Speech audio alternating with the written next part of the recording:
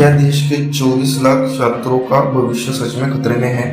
NEET परीक्षा को लेकर जो बड़ा सच अब सामने आया है उससे पूरे देश को हिलाकर रख दिया है। लोग इस वक्त सोशल मीडिया पर सिर्फ एक ही बात पूछ रहे हैं, आखिर हमारे बच्चों के भविष्य के साथ ये बड़ा धोखा कब रुकेगा? कल और परसों मीडिया में आई खबरों के मुताबिक इस साल नीट परीक्षा रिजल्ट में जो गड़बड़ी देखी गई वैसी आज तक भारत के इतिहास में कभी नहीं हुई। जब देश के इस सबसे बड़े एग्जाम का रिजल्ट आया तो उसे देखकर सबके सब दंग रह गए। सबसे हैरान करने वाली बात यह है कि एक ही परीक्षा सेंटर से कई बच्चों को पूरे 720 में से 720 नंबर मिल गए। क्या ये सिर्फ इत्तेफाक है या फिर इसके पीछे कोई बहुत बड़ा खेल है? जब छात्रों और टीचरों ने इस बात पर सवाल उठाए तो नीट करने वालों एजेंसी यानी एनटीए ने कहा कि उन्होंने बच्चों को ग्रेस मार्क यानी फालतू के नंबर दिए हैं, लेकिन बिना किसी सीधे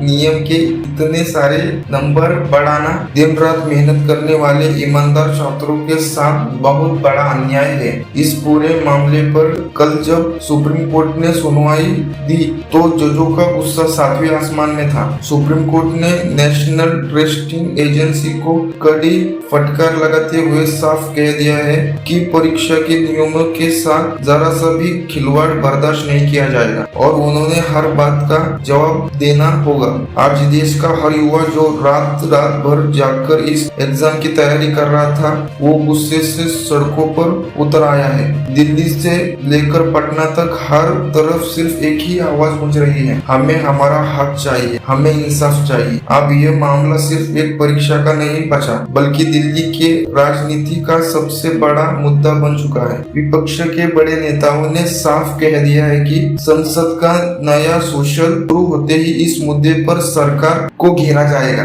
और संसद के अंदर इस पर आर पार की जंग होना तय है। देश की जनता और लाखों परिवार इस वक्त सिर्फ एक ही बड़ी अपडेट के लिए तरस रहे हैं कि क्या ये परीक्षा पूरी तरह से रद्द कर दी गई है?